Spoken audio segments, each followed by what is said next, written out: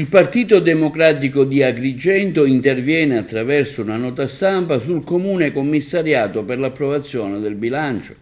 È l'ennesima prova di insipienza dell'amministrazione comunale di Agrigento e della sua maggioranza consiliare.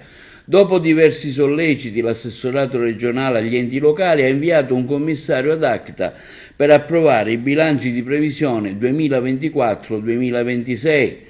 Il termine disposto dal testo unico delle leggi sull'ordinamento degli enti locali era fissato lo scorso 31 dicembre, successivamente spostato dall'assessorato al 15 marzo del 2024, ma neanche la proroga è stata sufficiente al Comune di Agrigento per adempiere ad un atto fondamentale dell'amministrazione cittadina. Il bilancio di previsione infatti non è solo un mero strumento contabile, ma il dispositivo fondamentale con il quale vengono definite le politiche sociali, assistenziali, culturali e le scelte di investimento che danno corpo e vita all'attività della giunta comunale.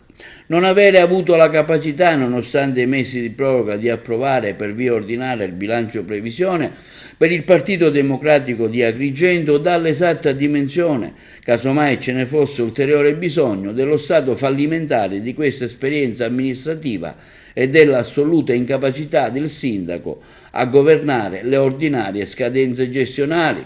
Prima o poi questo sindaco e questa giunta, conclude il comunicato stampa del PD, vanno via, meglio sarà per tutta la città.